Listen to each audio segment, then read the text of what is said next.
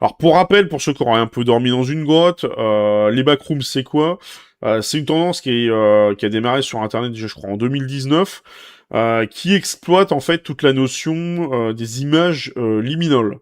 Donc en gros le principe des images liminales c'est simple, c'est un peu comme ce que vous voyez à l'écran, d'ailleurs c'est la première image liminale qui a été montrée. Ce sont très souvent en fait des photos de lieux plutôt industriels ou de lieux qui sont un peu vides d'âme. Par exemple, imaginez, je sais pas moi, la photo d'une classe où il y a aucun élève dedans et ça a l'air complètement vide et complètement mort. Et ce genre d'images produisent auprès de certaines personnes un espèce de malaise ou un sentiment un peu d'angoisse. Alors, je sais pas vous, moi déjà sur moi ça marche pas les images luminales, hein, parce que les images liminales, clairement, je peux vous en montrer. Dans les backrooms, si on tape, on va sur Google Images et qu'on tape, hop, image backroom. Il y a un peu de tout, il y a un peu de tout et n'importe quoi en termes d'image. Moi, clairement, ce genre de truc, ça me produit pas spécialement de, comment dire, d'angoisse ou quoi que ce soit. Donc, déjà, à mon avis, je dois pas être spécialement sensible à ce genre de truc. Alors, faut savoir que dans les images de type backroom, vous avez un peu tout et vous avez un peu tout et n'importe quoi dans le sens où vous avez par exemple ce genre d'image avec des trucs un peu chelous parfois, comment dire des objets un peu bizarres qui passent à travers les murs. En fait, l'idée c'est de créer un peu un malaise. Donc c'est la première image, c'est celle que je vous ai montrée tout à l'heure. Elle a été publiée sur Internet et relayée d'ailleurs sur un forum qui s'appelait 4chan. Et derrière, c'est créé tout un espèce de lore, en fait, au niveau des backrooms, avec, il y a une histoire qui a été créée derrière, où quelqu'un disait, bah tiens, imaginons qu'en fait, tu glitches à travers la map, parce qu'il y a un côté aussi un peu jeu vidéo, un peu lore jeu vidéo là-dessus, où tu glitches un peu à travers la map, hein, vous l'avez déjà tous fait, hein, le premier sur Star Citizen, quand on passe à travers la map, vous voyez un peu les backdoors, en fait, du jeu, quoi. Et en gros, c'est vous glitchez un peu à travers la map et vous tombez dans une espèce de pièce un peu obscurantiste où on a l'impression que les devs, ils ont pas trop fini les assets. Il y a des trucs un peu chelous qui... Oui, c'est angoissant si t'es perdu dans plusieurs heures et c'est un peu le principe de la backroom. Et c'est pour ça qu'à mon sens, je pense que ça a plus de succès quand t'es dans un jeu plutôt que même quand t'es dans un film, parce qu'on va en reparler après, ou même que dans une simple image. Faut vraiment bien arriver à s'extrapoler au niveau de l'image, mais c'est le lore de base du backroom, c'est ça, c'est se perdre dans un espèce d'immense univers un peu angoissant, où t'as un peu des espèces de néons qui clignotent, tu sais pas trop où t'es, tu perds un peu la notion du temps et de l'espace, et c'est ce côté-là qui est censé créer une angoisse. Bon, personnellement, quand je regarde l'image comme ça en tant que telle, ça me crée pas d'angoisse particulière, mais après, il faut un peu essayer de se transposer dessus, et la base de la backroom, c'était ça, c'était de mettre en place une première image, et ensuite, il y a d'autres images qui sont venues se greffer dessus, il a fini par se créer un espèce de lore, et ce lore, en fait, les gens sur les forums ont fini par créer, on va dire, différents levels. Il y a plusieurs centaines de levels au niveau des backrooms.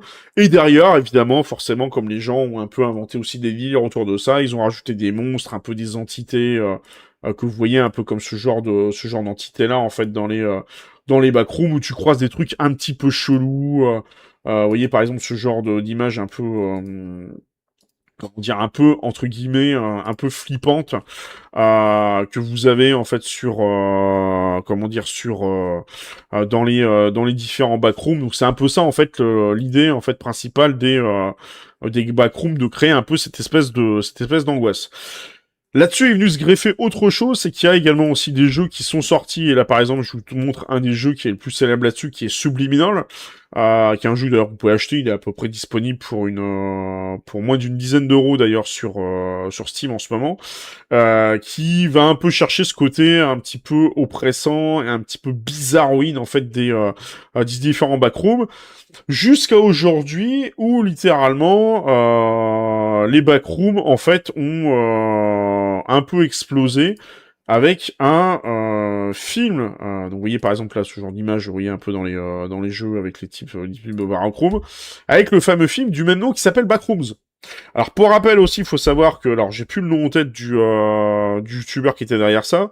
Il y a un youtubeur assez connu, mais on retrouve le nom sur le chat et dans les commentaires, qui a, comment dire, créé aussi un film, enfin, on va dire des mini-histoires narratives sur YouTube autour des backrooms. Et c'est notamment lui qui a été choisi, je crois que c'est le studio A24, si je dis pas de bêtises, qui a été choisi pour mettre en place en fait le film qui est sorti récemment en salle, au cinéma et qui cartonne en ce moment, qui s'appelle Backroom, et c'est celui-ci que j'ai été l'occasion d'aller voir, parce que j'ai notamment mes enfants, une fille de 14 ans qui veulent absolument aller voir le film Backroom, donc on a été le voir et tout. Et je vais être tout à fait honnête, je vais vous donner mon avis sur le film, c'est de la merde. Je pèse mes mots, mais c'est vraiment de la merde. Mais vraiment, je me suis fait chier pendant 2h30, ou 2h15. Je vais vous expliquer en gros tous les problèmes que j'ai rencontrés au niveau du film. Alors, ce qui est assez marrant, c'est que j'ai vu une critique d'écran large qui était plutôt positive envers le film. Il y a un certain nombre de critiques qui sont plutôt positives envers le film. Mais moi, personnellement, le film, je le trouve mais nul à chier du début jusqu'à la fin.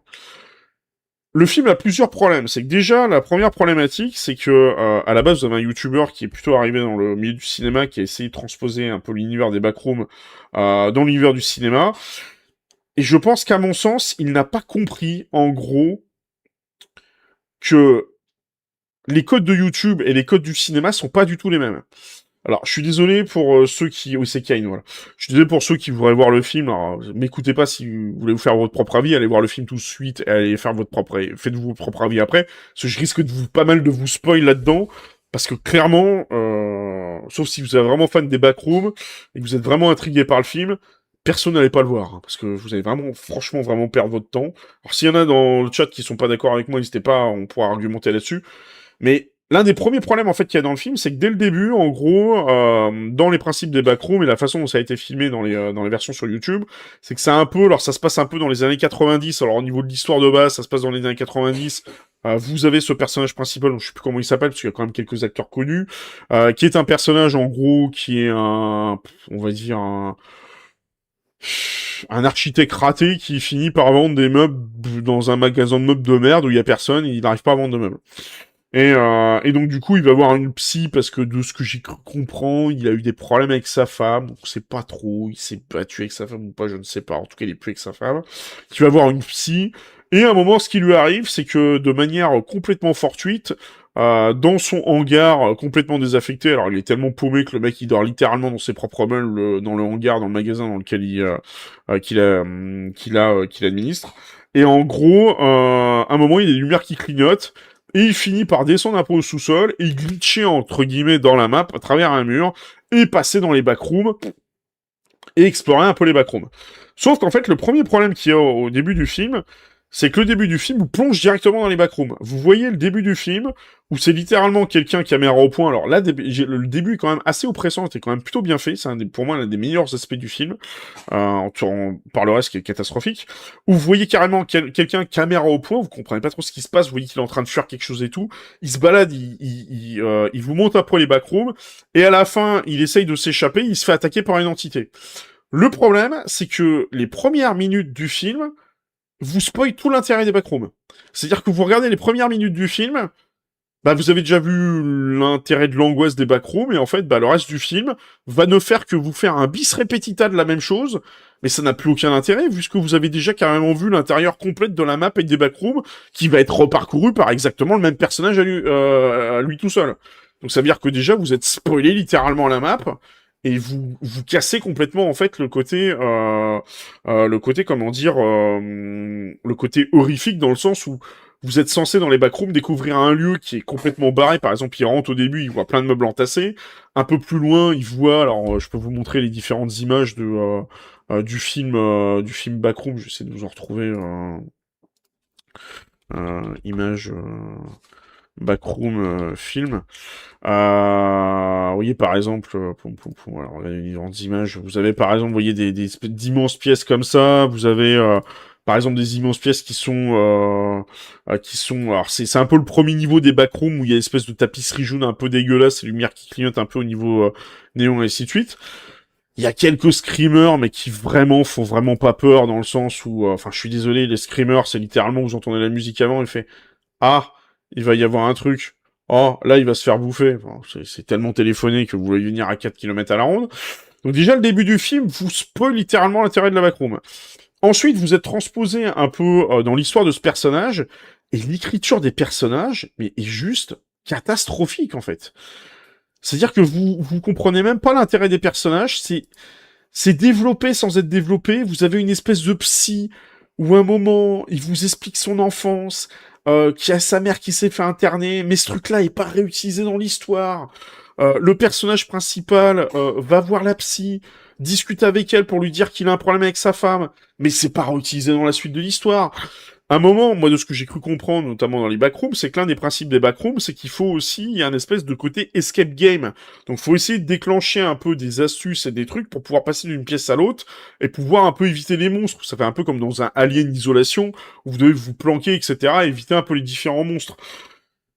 Et à un moment, j'ai cru au début du film, il y avait un certain nombre d'items qui apparaissaient de manière récurrente. Il y avait notamment un espèce de petit, comment ça s'appelle, parce qu'en fait le mec, lui, là, qui est dans son magasin de meubles, à un moment il fait une publicité avec deux jeunes qui tournent à la VHS. Et en fait, il se prend pour un espèce de pirate. Il dit ah je suis le super pirate, venez dans mon super magasin de meubles. Il tend toute une pub. La pub a aucun putain d'intérêt dans l'avancée, dans la narration du film, elle sert absolument à rien. Sauf qu'à un moment, vous voyez sans arrêt la même item qui apparaît partout, qui est une espèce de, vous savez, les barres de bateau.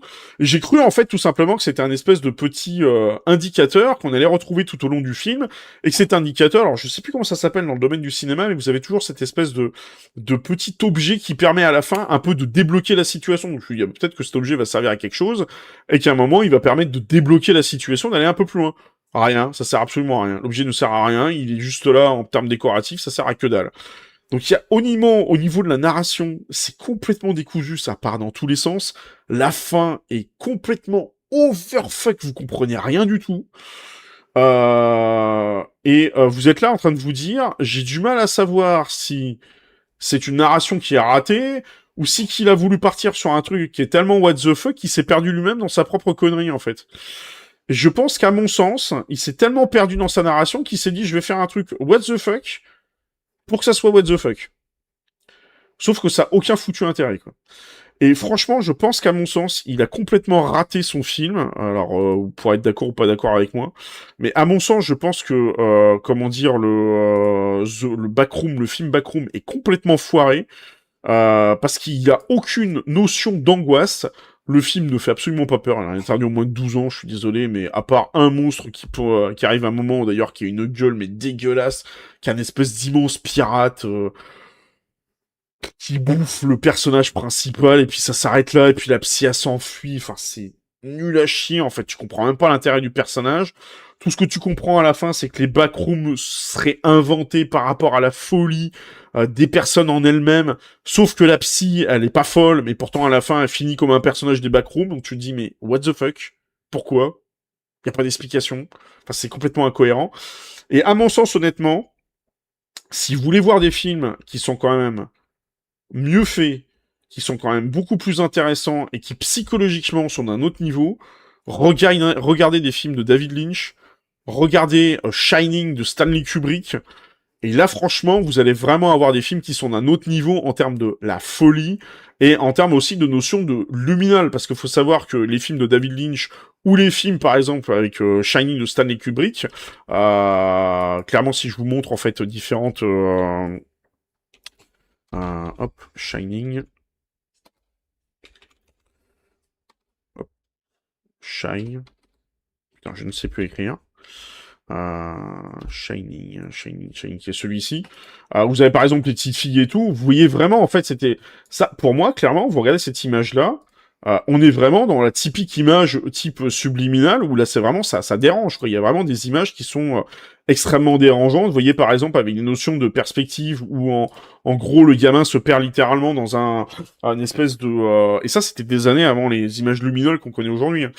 Et en fait, pour rappel, en fait, tout simplement, ou ce que Ken a fait avec, ou ce que Ken Pixel a fait sur YouTube, je pense qu'à mon avis, ça doit être beaucoup plus réussi sur YouTube que ce qu'il a fait au cinéma, parce que c'est une catastrophe, le film. Et alors, pour rappel, Shining, c'est quoi l'histoire de base? Shining, en fait, vous suivez un écrivain et sa famille. Et en fait, c'est un écrivain qui a un peu, entre guillemets, raté, qui a un mal de chien à écrire un livre. Et en fait, pour trouver un peu l'inspiration, il devient une espèce de gardien dans un hôtel perdu dans les montagnes. Et du coup, bah, comme il a besoin de thunes, il vient avec sa famille, puis il dit avec sa famille, bah écoutez, on va aller dans cet hôtel. Bah, peut-être que je vais trouver l'inspiration dans cet hôtel pour finir mon bouquin. Et en même temps, bah, les enfants, ils vont passer un bon moment, machin, etc. L'hôtel, il est complètement vide, donc ils ont l'hôtel pour eux tout seuls avec des jeux, machin, etc. Là, tu te dis, oui, c'est cool. Sauf que l'hôtel, il est évidemment un chouïa un peu hanté. Il se passe des trucs complètement tarés. Alors, je spoil pas trop l'histoire, mais avec, comment dire, merde, j'ai oublié le... Jack Nicholson, qui est en personnage principal, et cette image qui est célébrissime, notamment avec lui qui pète littéralement un plomb, qui défonce la porte à coups de hache, et cette image part d'elle-même et elle vous glace littéralement le sang. Et franchement, honnêtement, Shining est une masterclass. Et même déjà à l'époque, Shining utilisait vraiment cette notion au niveau des images liminales et cette notion un petit peu, comment dire, de vous perdre en fait dans des comment dire, dans des zones qui sont complètement, qui vous retournent vraiment le cerveau. Et clairement, on est à un autre niveau d'écriture et largement, on est au-dessus d'un niveau d'un backroom. Autre film que je peux vous conseiller aussi, si vous voulez vraiment voir un film qui est complètement taré, vous regardez Dans la peau de John Malkovich. Je crois que c'est comme ça que ça s'appelle. Je dis pas de bêtises. Et ce film Dans la peau de John Malkovich est aussi complètement barré. Alors, si je me rappelle bien l'histoire, c'est littéralement vous rentrez dans le cerveau de John Malkovich, hein, et ça vous retourne complètement le cerveau. Ce film aussi est complètement taré, il vous retourne vraiment le cerveau, et il y a aussi un petit peu des notions d'image liminale en fait dans ce film-là. Et clairement, on est sur des films qui sont d'un autre niveau d'écriture, et je pense qu'en fait le principal problème qu'il y a avec Backrooms, c'est que clairement le créateur de contenu qui a fait ça manque vraiment d'expérience, et je pense que clairement il faut avoir vraiment un certain vécu et pouvoir transposer une certaine expérience dans son film pour, comment dire, faire en sorte d'embarquer les spectateurs. Alors, je vous avoue, dans la salle, il y avait un petit peu de monde, pas tant que ça. On a dû sursauter 2-3 fois. Il n'y a pas vraiment de sang. Alors, c'est vrai que ça change un peu des trucs gore, etc., qu'on a l'habitude dans les différents films d'aujourd'hui. C'est littéralement chiant des films d'horreur où il y avait du gore et du sang partout, c'est massacre à la tronçonneuse, où maintenant ça devient un peu relou. Des fois, c'est un peu comme les sauts, ça devient limite malsain un peu parfois. Donc là-dessus, c'est vrai qu'on peut quand même lui avouer en fait au moins cet avantage-là en fait au niveau de Backroom, c'est cette absence de gore en fait. Mais clairement, il manque le coche parce que le fait de vous montrer trop de choses en fait au niveau des backrooms au début, ça vous spoil complètement l'intérêt du film. Le fait que les personnages sont sous-développés, donc vous avez du mal à vous comment dire à vous attacher aux personnages. Vous avez un moment deux personnages qui sont là pour tourner une vidéo. Alors moi, ce que j'adore, c'est qu'il va voir sa psy, il dit putain, j'ai découvert une espèce de monde parallèle un peu chelou. Sa psy ne croit pas, elle est en train de se dire, il est complètement starbé. Il lui montre en fait un peu un plan, parce qu'évidemment, comme il est architecte, il s'est amusé à faire un plan des backrooms.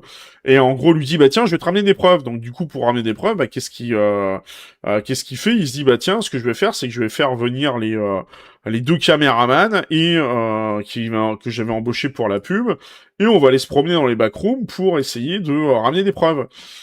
Vous dites, bah ok, si tu fais ça pour ramener des preuves, bah, ce que tu fais, c'est que tu prends la première pièce en photo, en film, tu avances une ou deux pièces, et c'est bon, tu les as, tes preuves. Non, non, ils vont littéralement beaucoup plus loin. À tel point, évidemment, que forcément, un des mecs se fait bouffer. Et t'as envie de dire, mais c'est complètement con, t'as perdu la caméra, t'as perdu tes preuves, t'as tout perdu, c'est quoi l'intérêt? Et puis le machin, ça cut, ça passe à autre chose, et ça part, mais dans tous les sens au niveau de la narration, ça n'a aucun fucking sens. Et à la fin, vous perdez complètement tous les sens du film. Et en plus, le pire dans tout ça, c'est que pour moi, c'est vraiment le truc le plus raté en fait au niveau de Backrooms. C'est qu'à la base, les Backrooms, l'intérêt, c'est que vous êtes censé avoir différents niveaux, voire différentes pièces avec différents trucs. Et d'ailleurs, notamment, vous avez un espèce de truc un peu labyrinthique où parfois vous avez des pièces qui sont un peu chelous, avec des trucs, des meubles qui partent dans tous les sens et tout. Vous le voyez très très peu dans le film. Et vous perdez complètement l'essence de ce que sont les backrooms, c'est-à-dire le fait de passer d'un niveau à un autre niveau, et le fait que derrière, chaque pièce a un peu une espèce de logique et elle vous rend de plus en plus taré. vous le faites à un moment avec la psy qui littéralement passe dans différentes pièces, mais elle les rush tellement que vous avez même pas le temps d'apprécier le truc. Autre film aussi que je vous conseille vraiment pour moi, qui est largement au-dessus d'un équivalent de Backroom, et clairement on retrouve un peu aussi ce côté un peu oppressant, c'est Cube. Regardez Cube, hein, vous êtes vraiment au-dessus d'un autre niveau, hein, c'est... Cube, alors pas le premier, hein, parce que éviter Cube 2, Hypercube, etc., qui sont des catastrophes en barre. Cube, alors il y a aussi un peu un côté gore, un peu aussi dans Cube. Pour rappel, Cube, en fait, le principe, c'est quoi? Ce sont des personnages qui se font kidnapper, qui se font balancer, en fait, dans un espèce de jeu un peu, euh, un peu taré. Et en fait, leur objectif, c'est de passer de pièce en pièce et de pouvoir s'échapper. Et il y a un peu ce côté aussi avec des images qui sont très dérangeantes, avec des effets, etc., assez intéressant. Donc on est un peu aussi dans ce style un peu d'image liminale. Avant d'ailleurs, avant tout cet avènement des images luminales de 2019. Et clairement aussi Cube, le premier, reste également une masterclass. Et reste un très très bon film aussi, très oppressant, très psychologique. Je vous dis pas la fin parce que vraiment, franchement, je vous le conseille à mort ce film. C'est une masterclass. Il a eu très très peu de budget parce que littéralement, en fait, les personnages sont toujours, ils passent d'une pièce en pièce, hein, littéralement. Et franchement, honnêtement, le premier Cube est excellent comme film là-dessus. Donc, je peux vraiment que vous le conseiller, et je ne peux que vous déconseiller d'aller voir ce foutu Backroom qui, à mon sens, clairement, est un très très mauvais film. Alors, j'ai regardé un peu dans les critiques. Moi, la critique que j'ai vue qui se rapprochait le plus de ce que j'en avais pensé, c'était la critique de Durandal. Je sais pas, aller voir Durandal si vous voulez voir une critique supplémentaire, qui à un moment, il se pose la question, il se dit, j'arrive pas à savoir si la narration est complètement ratée, ou si vraiment qu'il a essayé de faire un truc tellement what the fuck qu'il s'est perdu lui-même. Moi, je pense que c'est entre les deux. C'est qu'il s'est perdu lui-même dans sa propre narration, ce qui fait qu'il l'a littéralement foiré, en fait. Parce que ça a aucun putain de sens. Donc, encore, je peux vous conseiller des films comme le dernier Spielberg, encore Backroom, sauf si vraiment vous êtes méga fan et vous êtes curieux du truc. Puis vous allez... Putain, mais le film est d'une lenteur. Il se passe rien, mais c'est... Le gars se perd dans des pièces, il se repère dans des pièces, il avance dans des pièces. Tu te dis, mais c'est bon, t'as compris, il s'est perdu dans des pièces. À un moment, il est devant un mur, et puis il essaye d'avancer, donc c'est même carrément, littéralement au début. Et en fait, là-dessus, je pense que c'est vraiment le fait que le vidéaste, en fait, il a pas assez de pratique au niveau du cinéma. C'est qu'en fait, pour faire monter la tension, il abuse en fait de l'utilisation sonore. Vous savez, par exemple, des battements de cœur, ça fait tout doux. C'est bon, ça va, j'ai compris. Et au bout d'un moment, c'est bah forcément, ça te fait monter un peu le plat de piton parce que tu dis putain, ça arrête pas de. Et en fait, il se passe rien quoi. Il va passer le mur. Et tu dis, tu te fous de ma gueule là. Tout ça pour ça. Il y a rien. C'est de la merde. Donc franchement, honnêtement, même le son design et pour moi, il foire rien en fait. Vraiment déçu. Un autre film aussi que je pourrais vous conseiller, d'horreur, on en avait déjà parlé d'ailleurs sur la chaîne, qui à mon sens est un meilleur film d'horreur, tiré aussi d'ailleurs d'un jeu. C'est FNAF. On avait parlé aussi sur la chaîne. Excellent le premier FNAF. Le deuxième, j'avais un peu moins aimé. C'était sympa, mais c'était pas non plus exceptionnel. Dans Five Nights at Freddy's, j'avais fait une review sur la chaîne avec ce côté un peu animatronics qui sont un peu dérangeants. Et il y a des excellentes scènes qui sont extrêmement bien faites, où on voit la gamine d'ailleurs qui se prend d'amitié pour ça, animatronics un peu chelou, tiré évidemment du jeu FNAF du même nom, et il y a tout un lore que je vous invite à aller consulter sur FNAF. Et là, clairement, là, vous êtes sur un vrai film d'horreur qui est vraiment beaucoup plus cool, hein, qui est vraiment beaucoup plus sympa. Alors, on est vraiment aussi sur l'horreur plutôt dédié aux enfants, tout ça, etc. Mais franchement, j'ai été le voir avec ma fille, et franchement, FNAF, il est vraiment excellent, quoi. Mais pour moi, Backrooms, on est vraiment sur un truc... c'est du raté de chez raté.